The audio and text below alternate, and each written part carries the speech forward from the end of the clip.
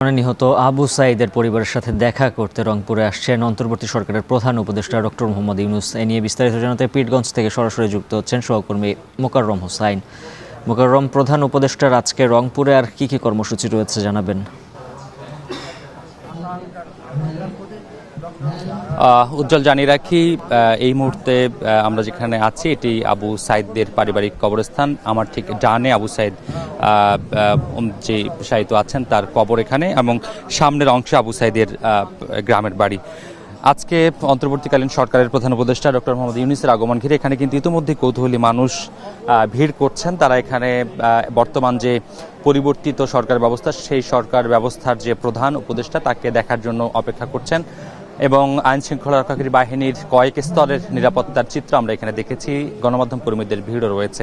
আমরা যতদূর জানতে পেরেছি, ডক্টর মোহাম্মদ ইউনূস 9:30টায় ঢাকা থেকে রওনা হয়েছেন রংপুরের উদ্দেশ্যে, এবং এখানকার স্থানীয় সূত্র থেকে জানানো হয়েছে ঠিক 10:50-এর আগে পরে, অর্থাৎ 11টার কিছু আগেই ডক্টর মোহাম্মদ ইউনূস এই স্থানে এসে পৌঁছবেন। এখানে আবু সাঈদের কবর জিয়ারত করবেন, এবং কবরের পাশেই যে তার পরিবার রয়েছে, পরিবারের সদস্যদের সঙ্গে তিনি মতবিনিময় করবেন, কথা বলবেন। এরপর এখান থেকে তিনি রংপুরের উদ্দেশ্যে রওনা করবেন। সেখানে আমরা জানতে পেরেছি বিভিন্ন সূত্রে যে তিনি রংপুর মেডিকেল কলেজে আহতদের দেখতে যাবেন। সেখান থেকে তিনি রংপুর বেগম রোকেয়া বিশ্ববিদ্যালয়ে আসবেন। সেখানে কোটা সংস্কার আন্দোলনের যে সমন্বয়করা রয়েছেন তাদের সাথে মতবিনিময় করবেন, এবং যতদূর জানা যাচ্ছে ডক্টর মোহাম্মদ ইউনূসের সঙ্গে কোটা সংস্কার আন্দোলনের 2 সমন্বয়ক যারা অন্তর্বর্তীকালীন সরকারের উপদেষ্টা হিসেবে স্থান পেয়েছেন, নাহিদ এবং আসিফ, তারা রয়েছেন। এবং ইতিমধ্যে এখানে কোটা সংস্কার আন্দোলনের অন্যতম নেতা সার্জিসকে আমরা দেখেছি, তিনি সমন্বয়কদের এখানে সংগঠিত এবং শৃঙ্খলা বজায় রাখার ব্যাপারে তৎপরতা দেখাচ্ছেন।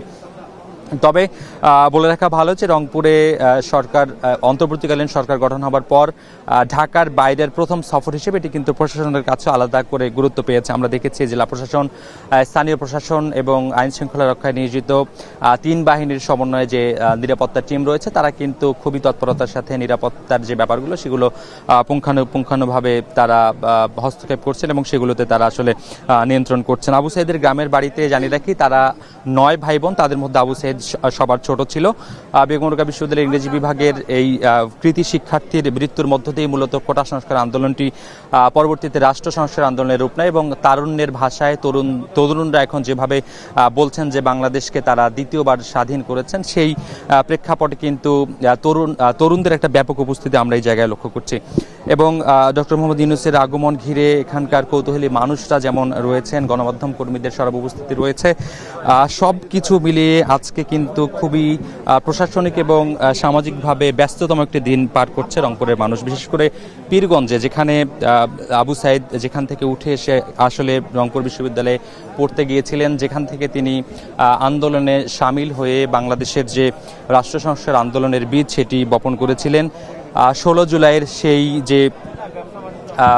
সেই যে আন্দোলন সংগ্রাম এবং তাদের যে বুক চিতিয়ে দাঁড়াবার যে একটা প্রতিবাদী প্রতীক, সেই প্রতীক থেকে কিন্তু আবু সাঈদের আজকের স্মরণের এই বড় আয়োজন, এবং রাষ্ট্রের সর্বোচ্চ পর্যায় থেকে আবু সাঈদকে স্মরণের যে বাস্তবতা, সেটি কিন্তু এই আন্দোলনের ভিতরে বাইরে যারা সমন্বয়ক ছিলেন, যারা এটিকে বেগবান করেছেন, তারা কিন্তু উজ্জীবিত, উচ্ছ্বসিত, এবং তারা কিন্তু নানানভাবে আবু সাঈদের যে ত্যাগ, সেই ত্যাগকে স্মরণ করবার চেষ্টা করছে। আমরা যখন আবু সাঈদের গ্রামের বাড়িতে ঢুকি, আমরা দেখেছি রাস্তার দুধারে অনেক মানুষই আবু সাঈদের স্মরণে বিভিন্ন ধরনের প্লাকার্ড, ফেস্টুন লাগিয়েছেন। আবু সাঈদের স্মরণে লিখিত টি-শার্ট তাদের গায়ে আমরা দেখেছি।